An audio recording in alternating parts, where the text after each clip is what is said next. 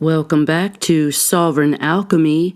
I'm Cindy Carter, and this is episode 10. So first off, take a breath with me for a second because I want you to feel into something before we begin, because where you've come from in this series, well, remember, you were burned by phase 1, calcination. You went through that fire. Don't forget, things got exposed. Things got uncomfortable. Maybe things got a little humiliating. But then you dissolved. That was phase 2. You softened up. You let the grief move through you. You let the fog be the fog. You understood it.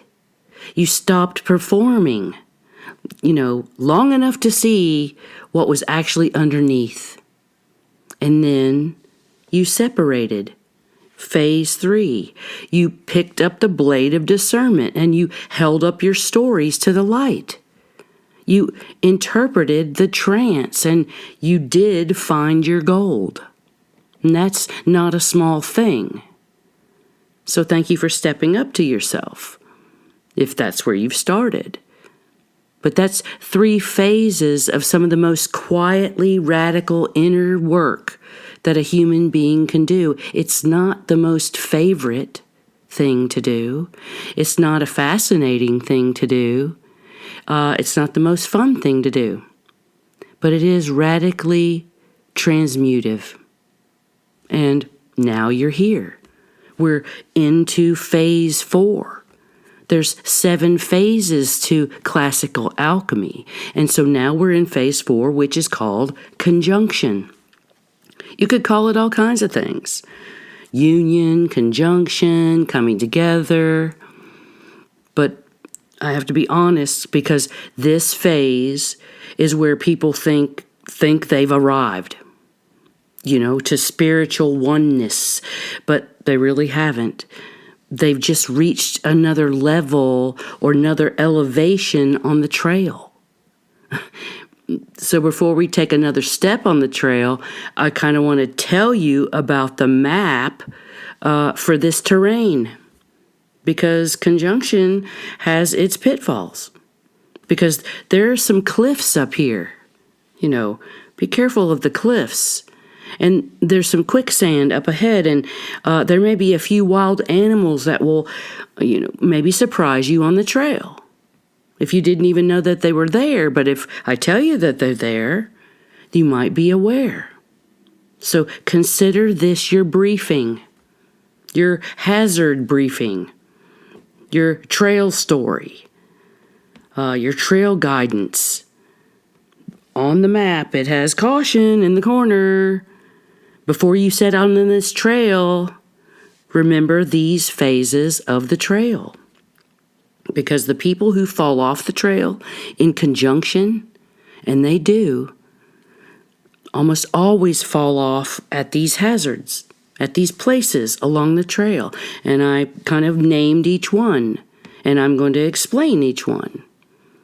But once you see them coming, you might hence the warning. So what is actually conjunction? It's not what I'm going to tell you what it is. I'm going to really tell you what it's not. Because people get this mixed up. I got it mixed up too in the beginning because I ran with it. I'll tell you which phase that is. But conjunction in classical alchemy is called like sacred marriage or internal union. And boy, does that sound beautiful. And it is. But you can't let the word marriage or union fool you into thinking this is the easy part or the fun part or even a relaxing part, because it really isn't. You have to be extremely aware of yourself in this conjunction. Because what's actually happening is there is a reorganization of the self. And you thought you knew you. After everything that burned and everything that dissolved and got sorted out with the blade of discernment, what remains is real. It's yours, and it is true. And now the question is, can you actually live from this place? Live right there and be authentic right there with all the things that you uncovered? Every freaking day, not occasionally, not theoretically, not when it's convenient or when the conditions are perfect for it, but every day. While you're paying that bill, while you're navigating some kind of difficult conversation, while you're standing in the grocery store having a perfectly ordinary Wednesday, talking nonsense to your doctor, whatever, that's conjunction. It's the moment you stop discovering all your gold and you start carrying it. And you don't announce it, you just carry it. So I hope your burdens are not too heavy at this point. So here's your briefing, your hazard briefing, so stay with me. The first hazard is quicksand. And it looks like solid ground, from a distance. You're like, well, that's steady ground. And then you get up closer. This looks like a whole problem. After everything you've been through, the burning, the dissolving, the separating, your nervous system is going to be tired. And tired nervous systems really get weary and nostalgic, looking for home, some comforts of home. So you're going to have a moment maybe more than one moment, where you think, maybe I was happier before. Maybe this work is too damn hard. Or maybe I should just go back to my delusions. It was sure easier there. Well, I hope you'll hear this, that's not failure to think that way. It's not a sign that you're going like in the wrong direction or even. This is your psyche grieving its former structure, and you're just trying to make sense of it. When the letting go is happening, you might need to reinforce your own decisions to yourself. It might take more awareness, self-awareness. So, the old personality might have been unhealthy, but it was familiar to you, and familiar feels like a safe place even when it isn't. So that's the quicksand. It looks like solid ground, but don't put a tent on it. Keep moving. And let's go to the second hazard. That's the cliff. And people run right off the cliff because they're so excited about who they're becoming. That was me. I had such spiritual, profound awakenings that I went very fast in my integration. And it was a problem at times. Because after major transformations, your temptation to become new is there immediately, completely. And sometimes like loudly, people will, become spiritual. They change everything overnight. They adopt a new label for themselves. Maybe they become overly spiritual. New clothes even, to look more spiritual or artistic or studious, whatever. But that's performing that awakened version of yourself for anyone who will watch, anyone who will listen to that epiphany of yours. And that's just another costume. It's a shinier one, but still a costume. So conjunction is not about role-playing. And that's not how enlightenment's going to happen. It's about authenticity and humble emergence, slowly, naturally, without announcing itself. That was hard for me.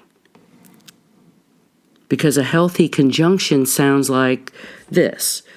I don't know exactly who I'm becoming, but I know who I am no longer. You can say, I know what I'm not. That's enough, really. I wanted to know all the other things, but that's all you need to know. That's actually plenty. So the third hazard on the trail is taking that shortcut. Yeah, I took those. It looks faster. It looks like it bypasses that hard part of the trail and it loops you right back to the beginning, but you didn't know that when you started the bypass. You just had faith that maybe it was the bypass, that it's okay to just cut the corner. That's called spiritual bypass. And it's one of my most favorite spiritual subjects. I see it happening so often. I should really do a standalone episode of just spiritual bypassing. I think I will. Good idea. So this is where conjunction is, where everything that you unearth gets exposed. You know, not just your gold, but all your other stuff. So it sounds like these people who say, so here's a spiritual bypass, when people say, well, everything happens for a reason. I'm above all that now. It is what it is. I just won't be involved in lower vibration. Okay. While underneath all that, it sounds good, right? But underneath all that, there's resentment. Or there's still a bunch of grief. Or there's a bunch of fear, and you just dressed it up with some kind of spiritual language. And I could go further with it. I've talked to people who have the most colorful spiritual pronunciations of things.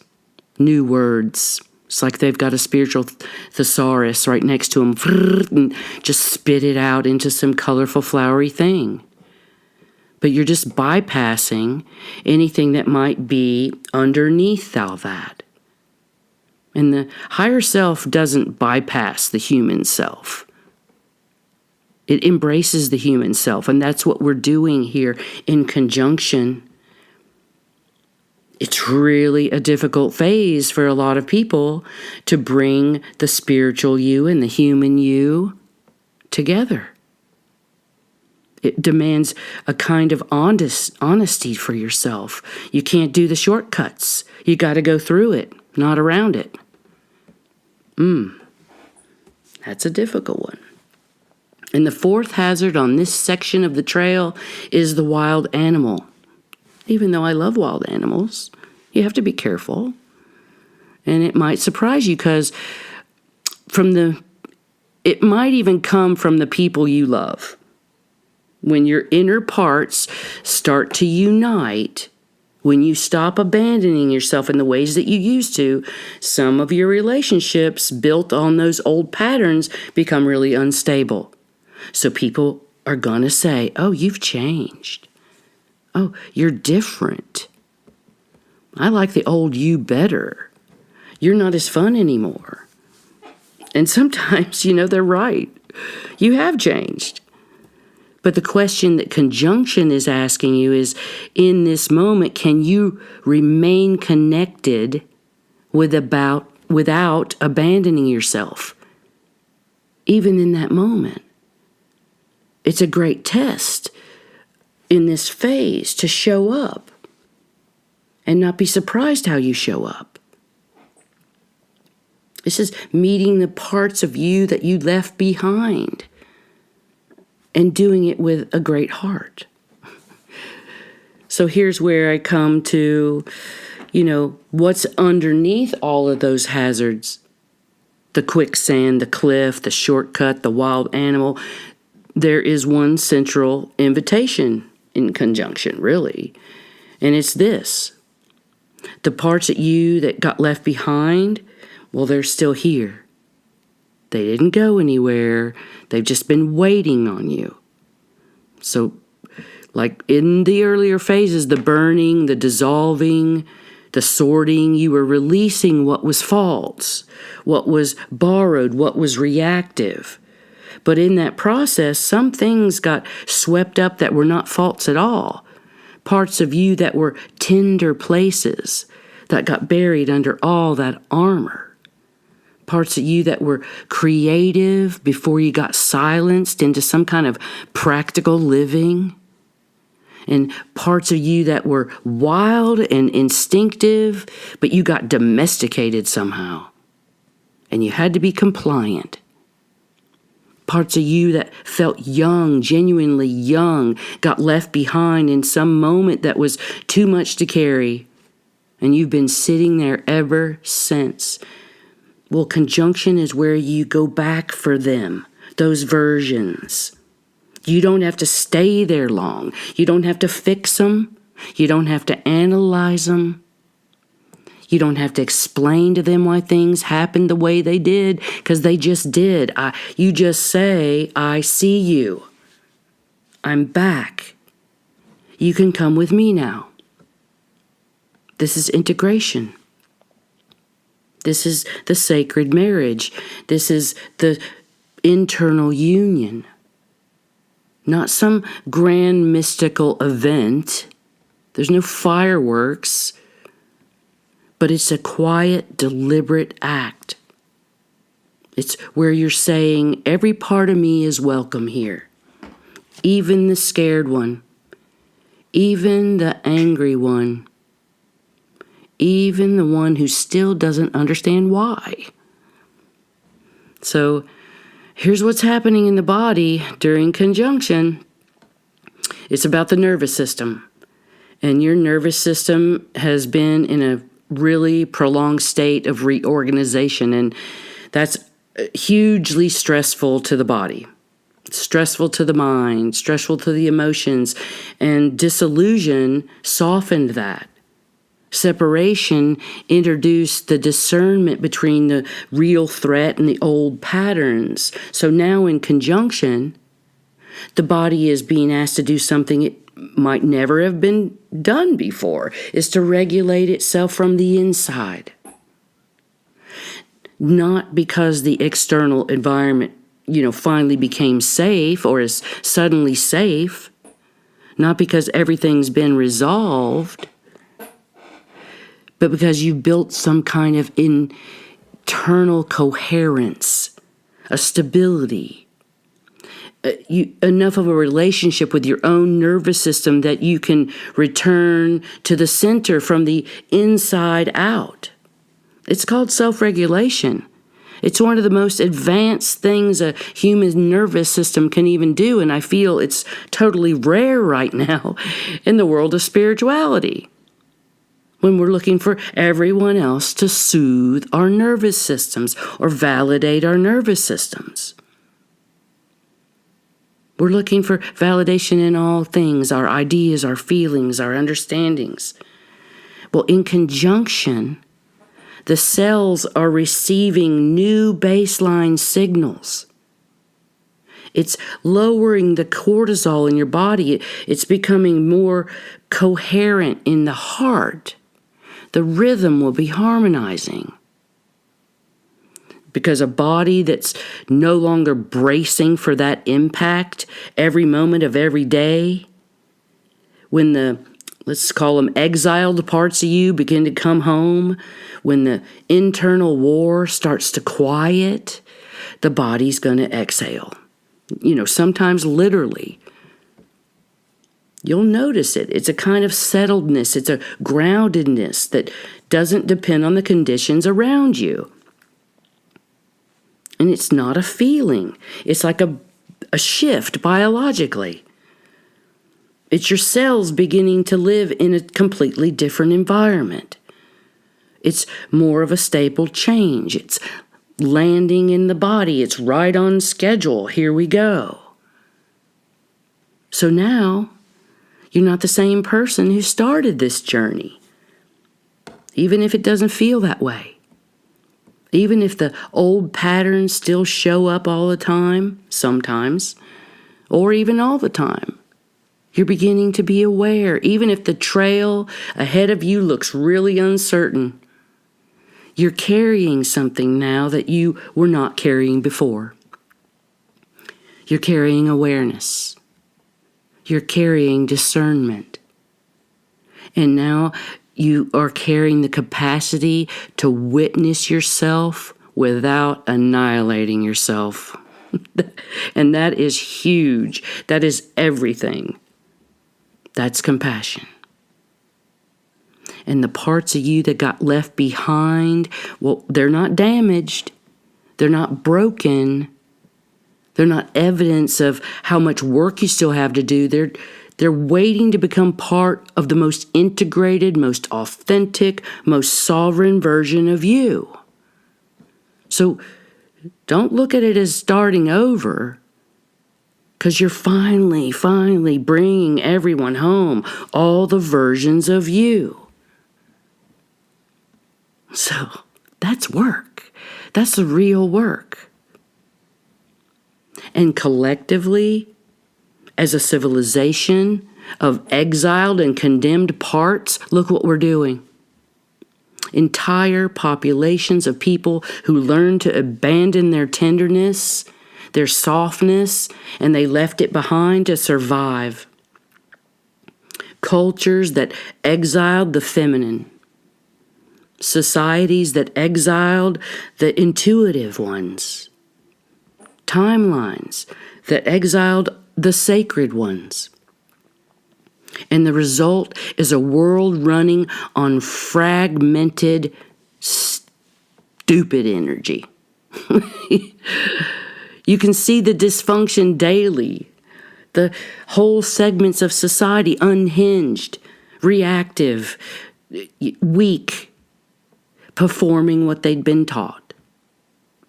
When individuals do the work of conjunction, when they stop the internal exile and begin living from this degree of wholeness, they bring something really strong into the collective field. It's integration. And integration is certainly not perfection. So don't look at it as perfection, because you just accept what you are. You're no longer performing it. You're not going to polish it. But you've got to be aware and discerning of how you want to be as a whole human showing up. Because whole humans change rooms. They change families. They change organizations. They change the quality of every conversation they enter. They change cultures. This is not small. This is planetary medicine. So thank you for participating. And next week will be episode 11. And that's making peace with your whole story. Because once you started meeting the parts that got left behind, you're going to need to look at the whole story that those parts lived through.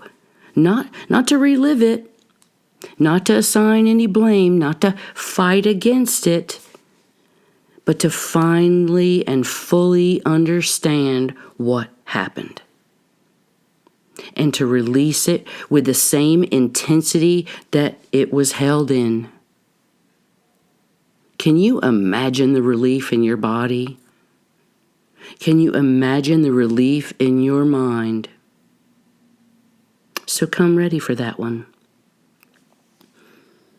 So take a breath, feel your feet, welcome back.